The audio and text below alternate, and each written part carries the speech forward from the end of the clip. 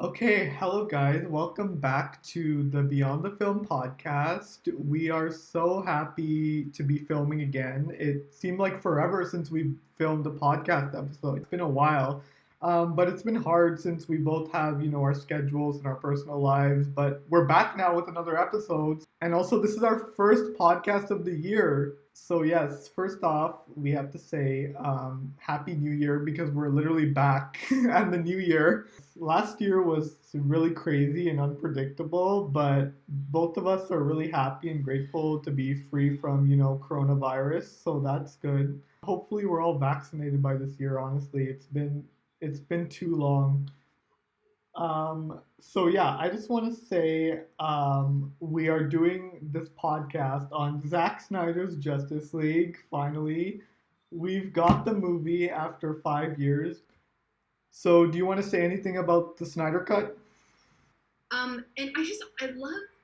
We're gonna touch upon it, but I love the story that came out of this entire thing, which I guess is in a sense almost like an ode to filmmaking and to creative visions, and just keeping with trusting your gut. And when you have someone talented working with the content or working with the story, the difference in how they handle it is like insane. Like you won't even realize it. We've Right. seen that with this. So Yes. we're gonna talk about it more. But I mean, we have.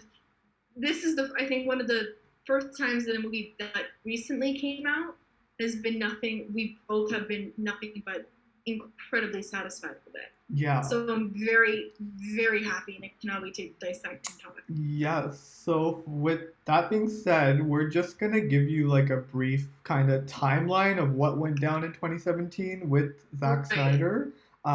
So, yeah, we're just going to give you some brief, like, kind of notes. Nothing really that intense. Like, we encourage you to do your own research as well. But Exactly. these are just our notes that we compiled for our research in this podcast. So, yeah, to get started, in 2017, Zack Snyder had to leave his Justice League project due to a family tragedy.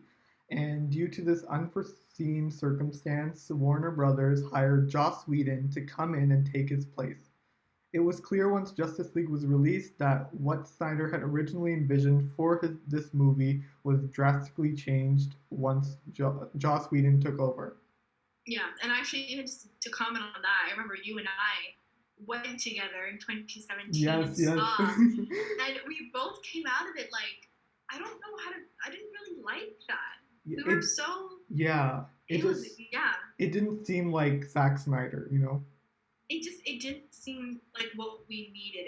It felt so different, and now learning the backstory behind it and the difference in visions, it makes so much more sense. When it came out of it, it basically ruined the entire name of the project.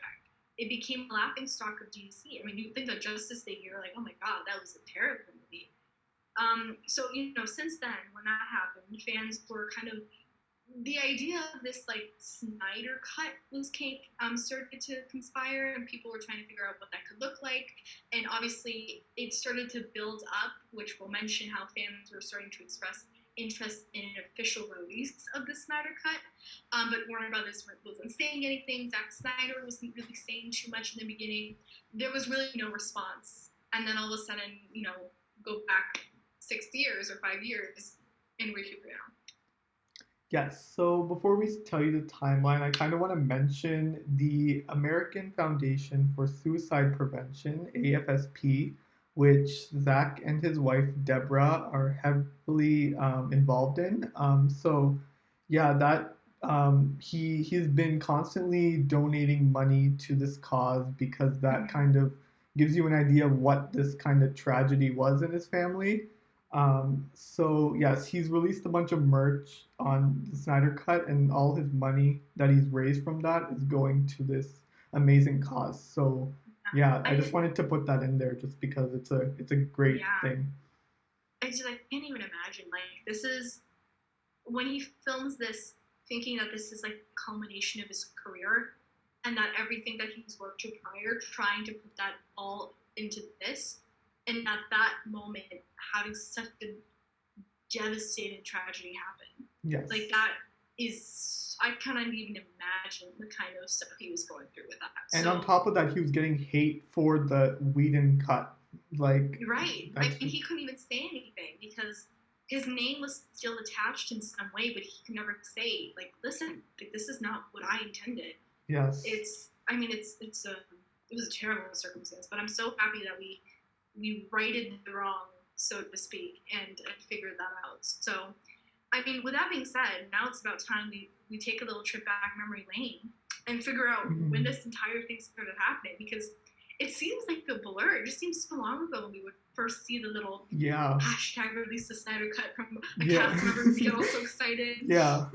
So, I mean, this literally goes back to January of 2018. So we're talking 3 years ago, a year after the movie, or almost not even a year after the movie, I should say.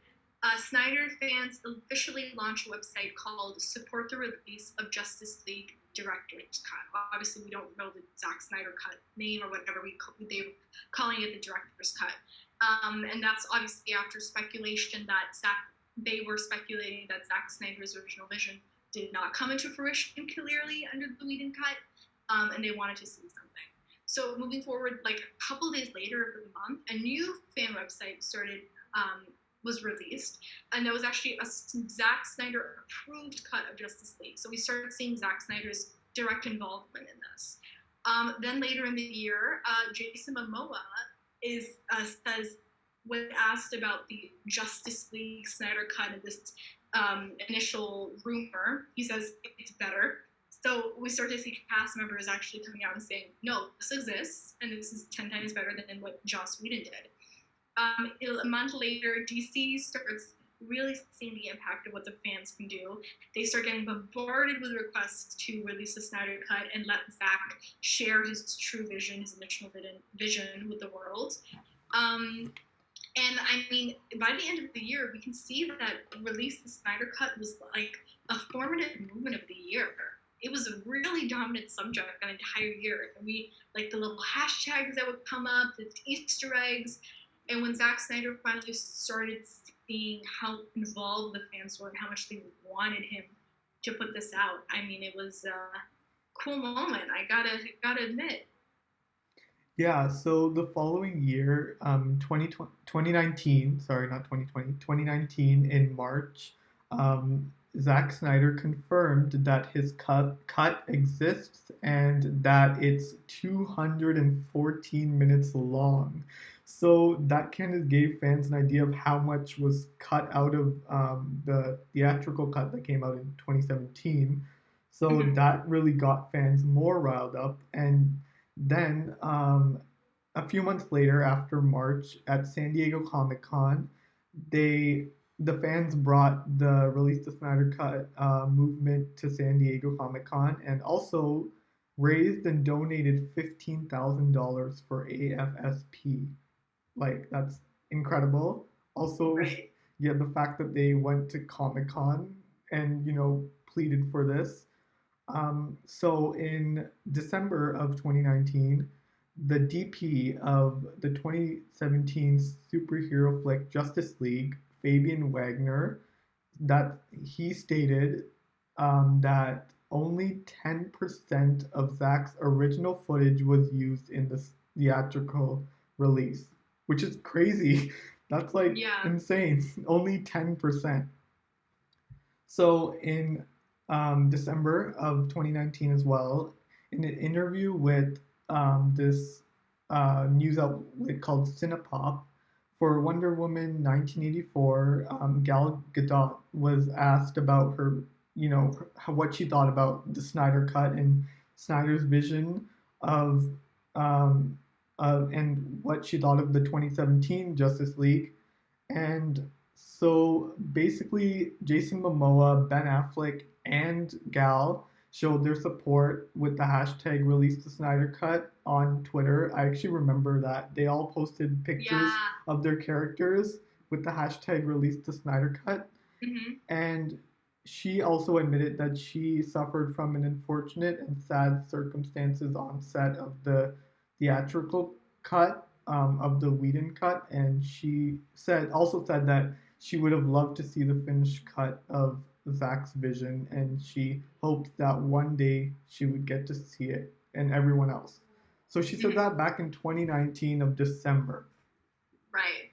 And I mean, we finally, and it really does also say how much the cast had a role in this as well, because it's big of the impact that the fans had, and they did, would be nowhere without the fans. The fact that the cast collectively showed support against the Whedon version and for the Snyder Cut was massive, because that also showed that these people who had worked closely with both directors on both projects had firsthand knowledge that that was better. And so obviously, if that they're saying that that's better, we have to see it, right? So I mean, literally 3 days later, December 12th of 2019, is when Snyder shares the first image of that black and silver costume that Henry Cavill has done, superhero, on a social network, Vero, I believe it's called. Yes. And so it basically shows that there's a big difference in the vision of Zack Snyder. It exists, the cut exists, and he starts the teasers, and that basically prompts more releasing of information. Yes, so in May of 2020, May 30th to be exact. So on this date, Zack Snyder made an announcement at the end of his Vero watch party for his 2013 Superman movie, Man of Steel, alongside his wife and producer Deborah Snyder, and also Superman himself, Henry Cavill. It was revealed that the Snyder Cut is finally happening the following year. And it was so nice that, Henry Cavill came along as well, because, Right. it started with his movie. Zack's trilogy started with, Superman. So Yeah. it was so nice for him to come back for the watch party. Yeah, and I mean, honestly, like, I have different opinions about Batman vs. Superman. I haven't seen the director's cut, so I don't know, but personally, I was really not a fan of the original. But you can't argue that Man of Steel is an incredible superhero film. Like, that was really, really well done. Yeah, so, I recently rewatched both just to get ready for the Snyder Cut.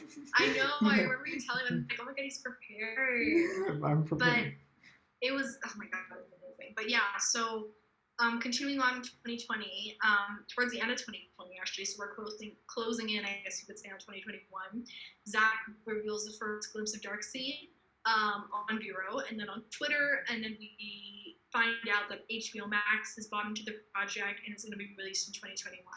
So essentially, after the announcement, this is the first time we're seeing confirmations of everything. Dates of streaming services, characters that are going to be included that weren't otherwise. We're really starting to see this come into fruition. Yeah, and also, like, this was, like, I think the main kind of big project for HBO Max, because they were an upcoming streaming service at this point. Right. So this was... I mean, we'll talk about this too, but this definitely gave them an edge. Yeah.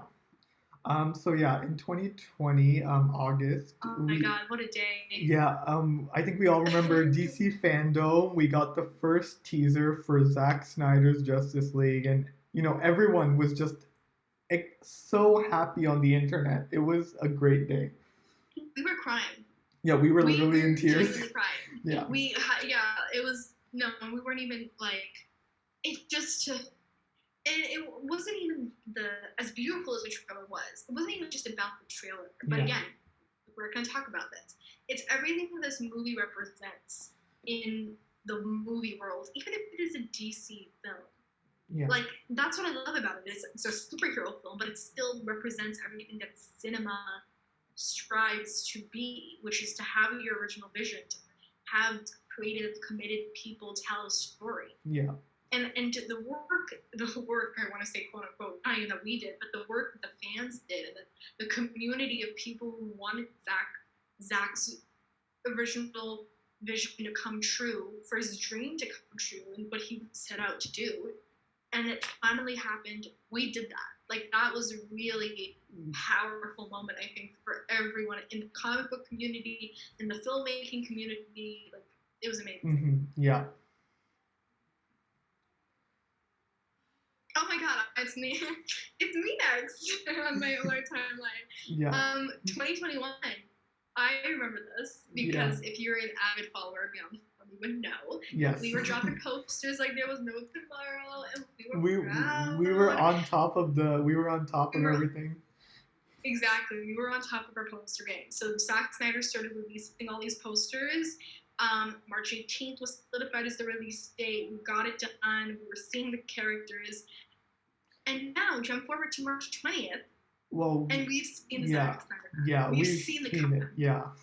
And like, oh my god. Okay, so we're gonna, now that you kind of have a background of what happened, we can get right into dissecting this film because oh my god, there's so much to unpack. So the film came out on March 18th. We actually watched it over the weekend. So now it's like March 23rd when we're filming this. So we've seen it. We've both seen it, and yeah, now we can finally start talking about it. So oh my god, yes. We are just both of us taking turns sharing our initial thoughts. So do you want to start?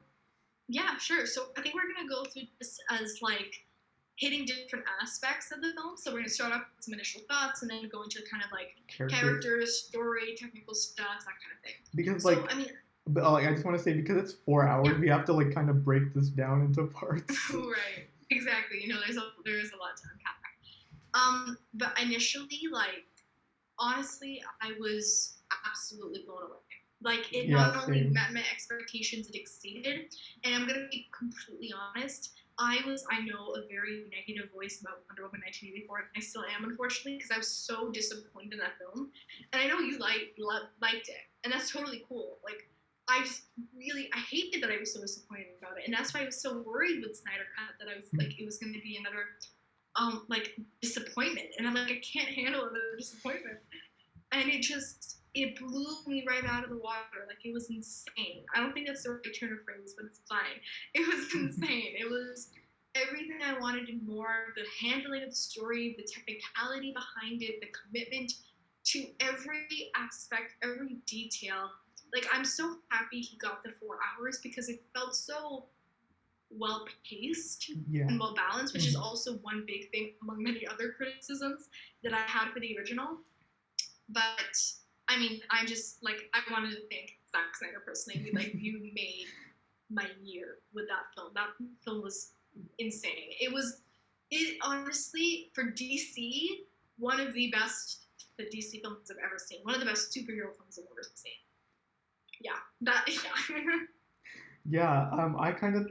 I had similar thoughts. I thought it was incredible, and like I have to say, like, sometimes when there's so much hype for a film, it can go either way.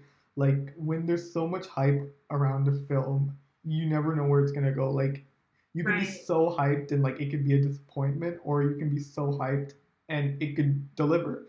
So, but this one definitely, I think, delivered. Like, I was just emotional at the end. I was emotional throughout. Like, it was just, it was just like one of those things where it's like, it's finally happening, like after 5 years since 2017. So it was just an amazing moment to just sit down in the comfort of our own homes, just to watch this film. I will say I better be able to see it in real life. In real life. In a theater. In theaters, yeah. Oh, that would be amazing, yeah. So yeah, I just thought it was amazing. I thought it was one of the best comic book films to date, definitely. I thought just the 4 hours flew by for me, honestly. Did it for you? It did. I mean, it was definitely, like, I could tell it felt lengthier than a 2-hour film you expected, but it didn't feel 4 hours. I thought it was like maybe 2:40, 3 hours. Yeah, 4 hours flew by so fast. I have to agree. I mean, my dad and I watched it like really late at night, so we started at 11. Oh my god! Because of pauses and stuff like that, we were there till like 3 a.m. Yeah, I think the parts really helped as well. I think the parts really helped. Like, if you want to pause and then go get a snack or go to the bathroom, I think that the parts, it being in parts really kind of helped. Right. Yeah, and I loved it just felt so stylistic to me, the parts. Yes. And you're right, though. It did. I think it really helped with the progression of the story just because there was so much to unpack. And I thought it was amazing. So, initial thoughts, more than initial thoughts out of the way. Let's get started. let's start with the characters, the handling of the characters. I mean, what are your thoughts you want to share about I thought everyone got a moment to shine, to be honest. I thought that? like no one was really sidelined. Everyone got their moment. Everyone kind of when like at the beginning of the film, okay, this will contain spoilers to be honest. Like we Oh, this entire thing will contain yeah. spoilers. So if you haven't seen it, We just have to say this is not that for you. you know we have to give a spoiler warning before everything because you know then people would get mad. So so yeah, spoiler warning. This is heavily spoiler. You know we can't just not talk about this and you know not say spoilers. No. So yeah, as I was saying, I thought all the characters were handled very well. I thought you know characters such like that I didn't really care about in the theatrical cut, like for example Steppenwolf. I loved him so much. Yeah. Like, for example, the Amazons got so much more to do. We will talk about Flash and Cyborg later on, but they were incredible. Um, Wonder Woman even got so much more. Yeah, just everyone just got their moment. What did you think? I totally agree. I mean, we saw everyone's worlds, everyone's backstories. Like being completely honest, like Cyborg and Flash and Aquaman totally pushed to the side, in my opinion, in the original. Yeah, Especially Cyborg. yeah, I had no idea how much of an impact he had on the story. Like he yeah, was yeah, basically holding the entire thing together. yeah, Even Flash included. Like they both had their thing, and they didn't make. I'm already starting talking about Flash and Cyborg, but it's fine. Flash, I hated how his personality was so superficial in the beginning. It just is like a nerd. Like you know what I mean? They like in painted the over his theatrical cut, personality. like Yeah, in they yeah. opened with him. Oh, this is like a Blackpink. Like I love Blackpink. It's the next person. But like he did it in a way that made it seem like I don't know how to even describe it. Just Snyder, the little cute logo with the hot dog, like that was the way to handle his Yeah, personality and make it comedic. but you're talking about Not what Whedon did to Flash. yes, Yeah. yes. Not, making him have stupid jokes and like over sexualizing Wonder Woman in his eyes. Yeah. Like you could make a joke about it. Like Snyder made a joke about like the Flash being into Wonder Woman. Yeah. It didn't feel unnatural. Yeah. It didn't feel. Yeah, it didn't feel like it was forced. It didn't feel like it was. It was just a Right. natural thing because he is, you know, essentially like younger than everyone. So Right. it He's did. supposed to be that comedic relief. Yeah. So it did feel really natural in that moment. And I loved, honestly, Batfleck redeemed himself. Not even gonna lie. Who? Batfleck. Oh yeah. Yes. I think he redeemed himself because I never found like obviously I thought he was a decent Batman, but I never thought he was like a good Batman. But I think he's a good Batman. I genuinely like him in this. And I love Aquaman had a good role. I found that he was like everyone. I think maybe it's just me, but I also felt that it's so hard to balance everyone's personalities in stories when you just mesh them together. Yes. And so it can like it's in Whedon Cut feel like it's just the group of superheroes. Like it's like an Avengers. And it is. But there's so much difference that he didn't highlight and Whedon didn't highlight that Zack did that made it feel so much more impactful when you saw them come together. Yeah. They weren't just like people with powers coming together and doing the exact same things with one another. No, they all had differences that came together and had different parts to the story. I loved that. Yeah, and that's what like the Whedon cut like literally cut out everyone's stuff. You know, that's why we kind of didn't get to connect with these characters as well. But Snyder gave them a 4 hours to kind of develop and have their stories be told. And Zack Snyder said that Cyborg was the heart of the film, and now we can see why. Because in the theatrical cut, I didn't see it at all. Yeah. When it came out, I was like, Cyborg could not have been in this, and I wouldn't care. Like, yeah, exactly. It didn't matter. Yeah. Sadly, and clearly, sorry, what? No, I was just saying, like, sadly, in the theatrical cut, all his lines and parts were cut out, right? Mm-hmm. Yeah. So a lot of it, and we could see. I was going to say we could see that obviously was unfortunately probably influenced by the fact that Ray Fisher and Joss Whedon had a lot of conflict that allegedly was being I guess, put forth by Joss himself against Ray. And so Yeah. they're probably kind of like animosity probably did lead to some reasons why he cut out more of Ray's parts, which sucks. Because again, I didn't realize how much of a pivotal impact he had to the story. And I love his character. I love the backstory. Yes. And what is actually so funny as well, like now we're talking about story, is for example, I watched it with my dad. My dad, I've as you like to say, thespianed to him, which basically means like if thespian's an actor. I am an actor film buff, so whenever I start spewing to him movie knowledge, he'll be like, "Stop thespianing me." So I basically would explain to him the Snyder Cut as it was happening, but he was not really into it. So he watched it. He watched Justice League, then he watched this, and he's like, the story makes so much more sense. Yeah, like and it's so so many funny to things. hear from someone who doesn't know anything about DC. Well, he knows. He follows along, and he's watched all the films and stuff like that, but he's not like an avid comic book reader or anything like that. Frankly, I'm not even that level either, but he's just like, everything, Steppenwolf makes more sense. You know, Dark Side thing makes more sense. Everything just makes more sense. Yes, yes. And it really is, and frankly, obviously, Whedon probably didn't want to have a 4-hour cut. That's understandable, right? Not everyone can sit through that. But there's still a way that you can make it 2 hours and still handle the stories right. Yeah, but You know also what I mean? like there was a lot of stuff that came out against Whedon for Exactly. his so with his like inappropriate behavior on sets and stuff. So that was And kind of yeah. And he also made it way too Marvel, and we know this. And he came from Age of Ultron being like, I directed superhero films. No, you directed a Marvel film. And I'm the first Marvel fan in the room. But Marvel and DC have their differences in terms of tonality. Oh yeah, Marvel so many more differently, yeah. superhero, and DC is supposed to be more superhero, like dark, and you know what I mean? And Whedon totally marveled it. Yeah, but You know DC I mean? could also be like there have been light DC films, but also had that DC feel. Like that's what exactly. You know what I mean? Like Shazam. Yeah. Like it just Yeah, so yeah, it Whedon just felt too added much. like some of his Marvel jokes into his Justice League cut, which was, just dumb and weird. Right. So exactly, call it what it is, yeah. Yeah, but yeah, we're not here to talk about Whedon. We are going to talk about Snyder. Although we said what we said. We said what we said. Yes.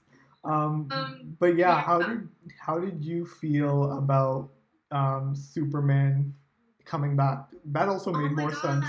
So you know what's funny? I loved I'm gonna say that everything made more sense with the addition of the Snyder Cut scenes. Like that scene where Superman turns bad. That was the only thing, frankly, that stuck out to me about the original Justice League.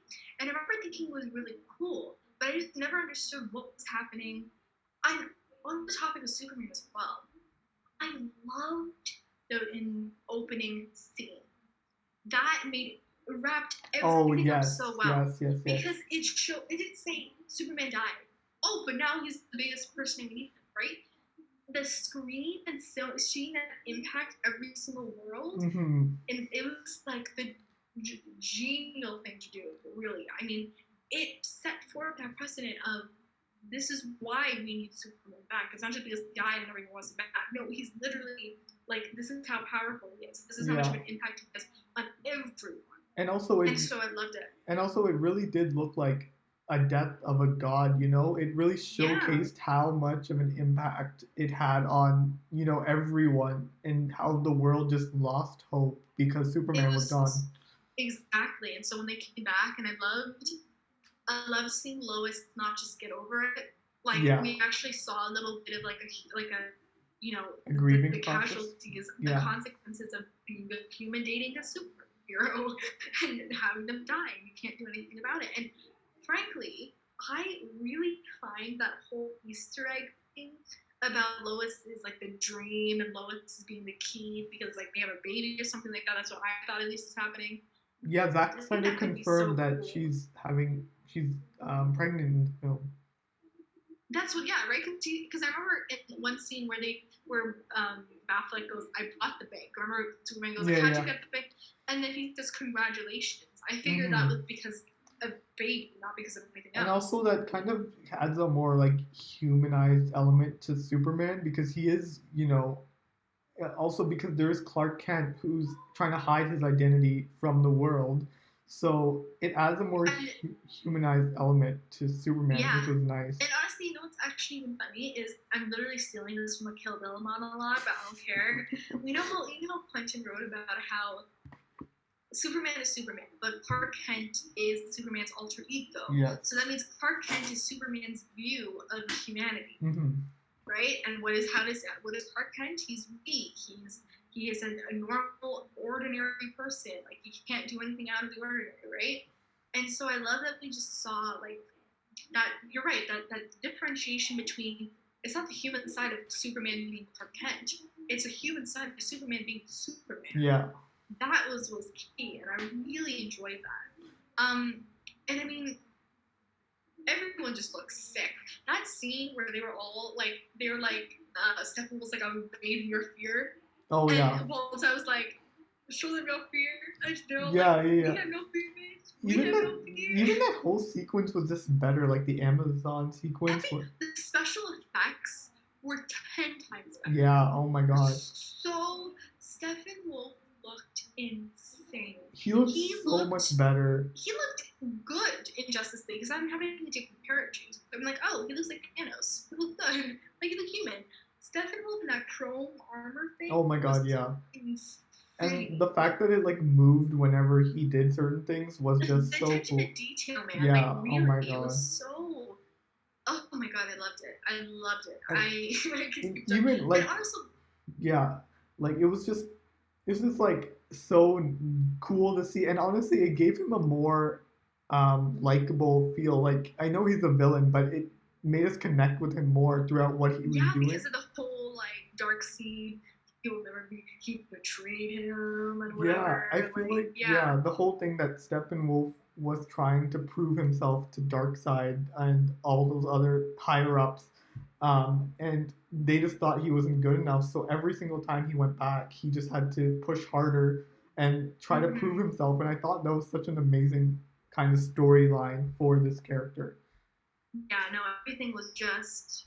I loved it. Technicality wise, even like that scene, it was so interesting because you know the scene where Wonder Woman's in the museum and she saves that group of kids? Yes. So it was the same scene, premise of the scene, in Whedon Cut, but it was shot very differently in Snyder, and I found that shot the way that the camera was always like the center was the briefcase, like the way that he did it. Yeah. And we got to actually see like Wonder Woman through space and go fast. Like just everything felt more.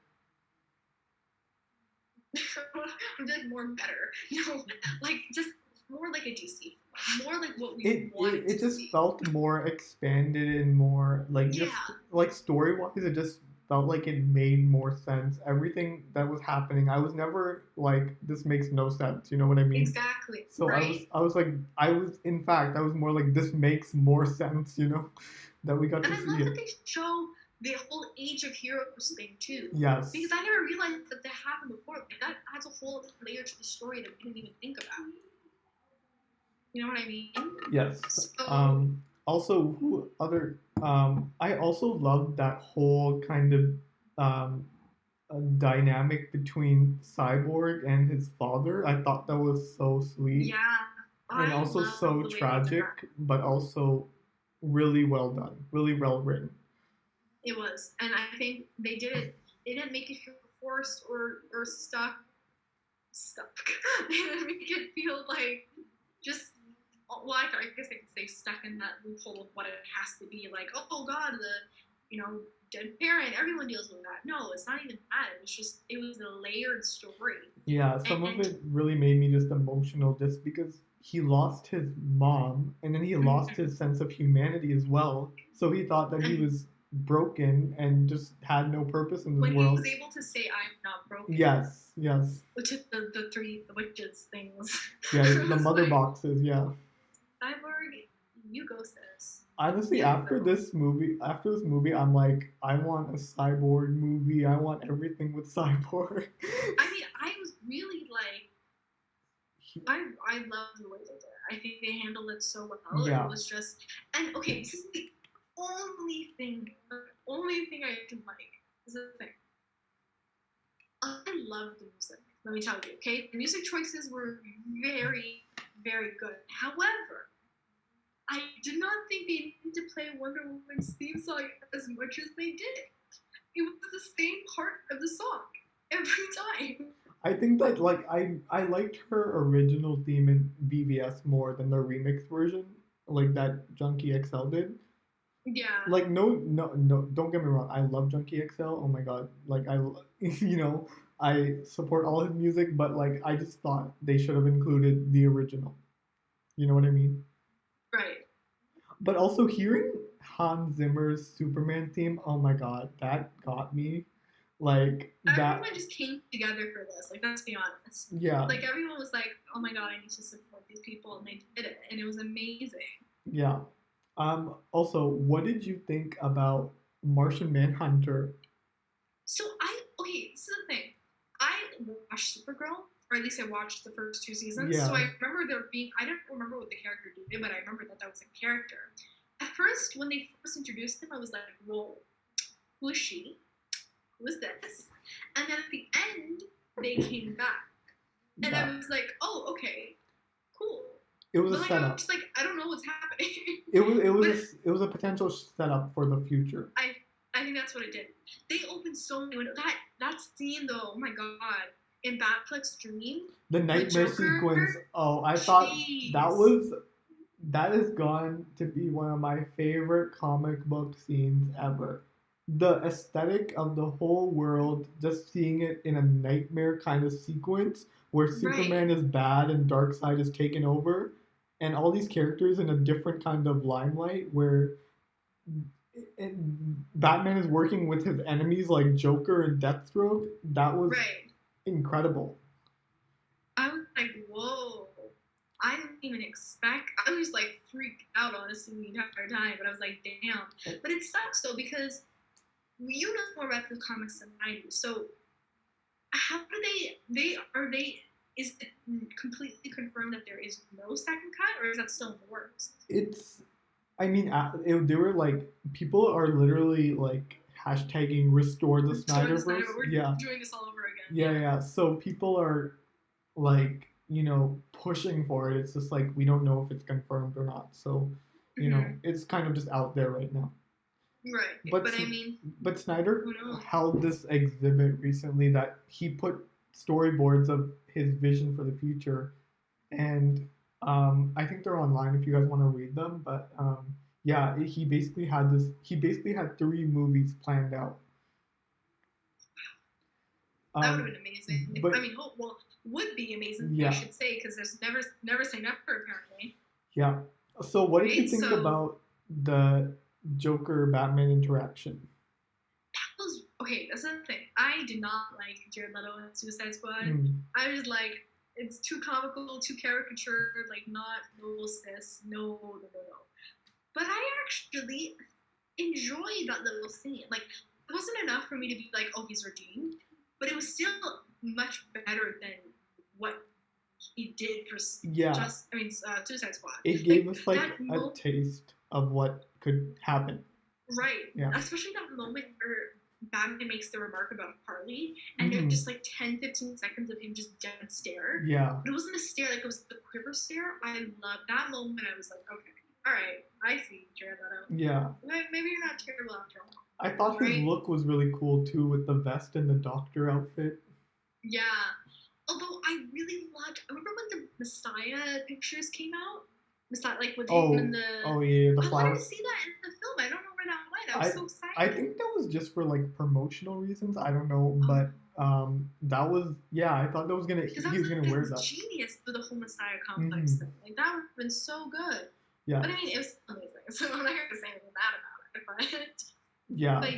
But that whole kind of like tease of what the future could look like and what could happen if the bad guys win, it was very interesting.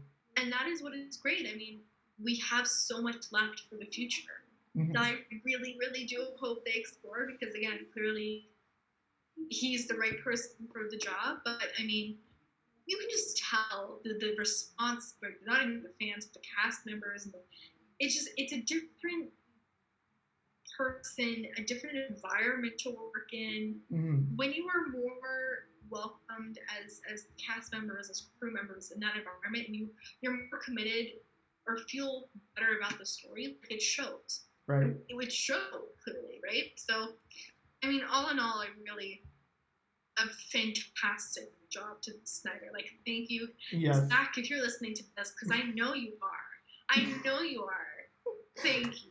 Yes. Thank you for thank you. all that you have worked for and for putting all that effort into making our dreams basically come true. Yeah. We love you. And also, I loved the look of Darkseid, the little tease we got of him. Yeah. I thought he looked so comics accurate and so menacing and so scary. Like, I just thought, like, oh my god, we need more because we need to see more of this character. Like, he's the big bad of, DC Comics. So, right. And now it was funny because I didn't initially. Again, I don't read the DC comics, so I'm not too well versed in them. But with Darkseid, I didn't know that it was actually going to be the ultimate villain in this film. Right? I thought it would kind of be like a thing like, the Guardians, like where they don't see the real people. Yeah. But I was like, oh god, how are they going to make someone look more menacing than Steppenwolf? And it wasn't even that he had bad armor or anything, but it's just like something about him felt more menacing than Steppenwolf. Especially when that moment at the end when he crushed the head. Oh my god. Oh yeah, that was like he like just did not care. Right. So I mean, it was just I think he nailed it on the head with this one. Yes. The vision that he had, I'm so happy it came to fruition. So so what did you think about the overall like cinematography, visuals? Visuals were stunning. Yeah. I loved that I really liked that he kept the 4:3 aspect ratio. Yeah. I know a lot of people don't think it makes a difference. So like, why is it like just trying to be like pretentious? No, actually, it's a thing that filmmakers do that actually can very much influence the setting, the mood, the picture. It shows like more on the top, right? Like bottom and top. Yeah. It feels more framed, and so that kind of lens, almost looking through at this specific story, I think was a very good movie. Honestly, I felt the impact of that difference. Yeah. Honestly, I didn't really have a problem with it, to be honest. Like, I just kind of watched as it was. I didn't complain about it once. Right. And I don't know why people were like, "Oh my god, it's 4:3." Ugh. Like, yeah, I know. It's not anything. That's the IMAX, preset, like the format, right? So. Can you imagine seeing this in IMAX? Oh in my god. D-Box? Do you remember when D-Box was yeah, D-Box, please. Oh god, I want to see D-Box. Do they still have D-Box? I don't think they do they? They do, but it's... I forgot about D-Box. Yeah, I forgot about... I haven't seen a movie in D-Box in so long, because just... I think the last movie I saw in D-Box was Gravity, and I did not like that movie. It was like falling asleep. But yeah, seeing this in D-Box would be insane. Can you imagine? It's gotta be a thing. IMAX, D-Box, we gotta see. It's gotta happen. Yes. We gotta make it happen. Also, recently, Zack has confirmed that a Justice League black and white version is coming.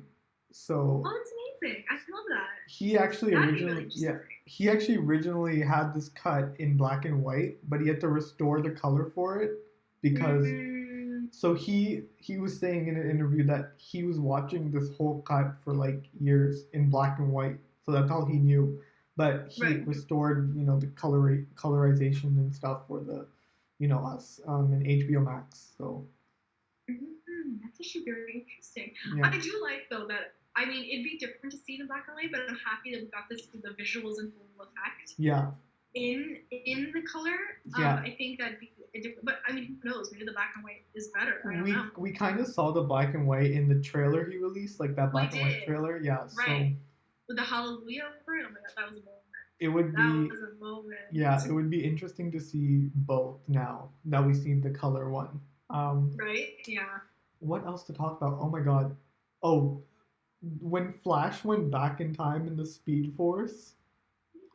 When he like literally saved. I didn't know that could happen. He saved everyone. That's so cool. Yeah, he's like saved everyone. that That's was that was also one of my favorite comic book moments now, just because it's the first time we've seen like the Speed Force on film, and also I've because never seen that before. yeah, and also like the visuals were just so stunning when he was reversing time and everything was Right. going back to the way it was. I know. It was like it just I love that they featured that and they did it right again, just adding on to the whole overarching thing of like Flash finally got his moment Hmm. and everyone just had a role, a proper role in this, and I loved that. I thought it was amazing. Yeah, Also, I really loved. I have to mention Superman in the black suit. that was sick. That was Yeah, sick. I will admit. I was like, oh, okay, all right, I see you. I, That I, was good. yeah, I just really loved that. We did Mm-hmm. not get any Green Lantern in this movie, which people I don't speculated. know. See, Ryan is very adamant on never looking at Green Lantern again because he's like traumatized, and that's the brunt of all his jokes right now. But I mean, like let's we can all be honest. Green Lantern was not it. The character, however, I don't know if they could save it in some The way. character, they are making a show on HBO Max of Green Or Green Lantern. Lantern. Yeah, I I guess mean, I guess we'll see if we can. yeah, I don't think like the movie was just not it. I just feel like the character deserves better. Right, exactly. And especially now that we know that Zack wants him, that character, to have Hmm. a role in DC to come, then I mean, we know that we gotta have Yeah, we did see a something. little glimpse of a Green Lantern in the flashback scene, war scene. Yes. Yeah, That was actually cool. I was like, oh, okay, that's amazing. oh, Um, but yeah, I think it's I'm just really excited. I think all the characters worked meshed so well together. The cinematography was amazing. The technical, mhm. visual, like I think he nailed it on that. I really Yeah, do. I think he just nailed it. This was his, moment. Like his March belonged to Snyder. It's 100%. I Yeah, will not even argue with you on that. That is 100% accurate. But like I did not like. It's been a few days now, I think, and I'm still like thinking about it. I know. I want to like rewatch it again. I just don't have the time. Yeah, I But just like, don't have oh my 4 hours, but I will rewatch it sometime. oh yeah, for sure. But yeah, I mean, I think that we kind of hit everything, didn't we? We gave some spoilers, but not too spoiler heavy because we want you guys also to experience it for yourselves. Yeah, but then again, I also think if you haven't watched it, just maybe wait till the Yeah. after time that you've watched Mhm. it to listen to this, just for your own good. Also, can I just ask you what you thought about those? I don't know if it was Norway or Iceland. Those people in Oh Aquaman's my god, town. wasn't it so funny when the girls started doing the riff? I was crying. I It did was so like. I creepy. kind of want to know what that means because I don't like. It was Yeah. played throughout. Like there was that's No, it music. was so funny. Like it was just rhythmic, like I guess traditional ancient music for the Yeah, Icelandic people or whatever. And it was great. And then all of a sudden, some girl goes, ah! I died. I started falling. yeah, That was for no reason. And she also like, my dad was like, you remember when the girl picked up the Aquaman's chosen yeah. certificate? It's like, okay, I damn. I really like how they treat him like kind of this water god, but at the same time, I Yeah. don't understand what they were doing in that scene. Right? It's like it's someone that's like a silent protector. Like they know that he protects them and they love him for it, but they're not avidly like, oh my god, you're this, you're Yeah, this. Like yeah. it's like a secret or unspoken relationship Hmm. in that way, which is really cool. But yeah, I mean, yeah, I think we hit everything, didn't Also, I we? just want to say like one last thing. Yeah. I thought the parademons were so much better in this movie. Like those flying. I don't even remember the. I literally am telling you right now. I do not remember half of what happened Yeah, from this one and the other one. I was like, where did all of that come yeah, from? exactly. They were like, I feel like they were so much better in this movie because they were just in the theatrical cut. They were like, oh, there are these parademons that Steppenwolf has. Cool. They're just evil. In this one, I don't know what it was. They just really had their moments as well. even though they were Right. kind of side villains that, came in swarms.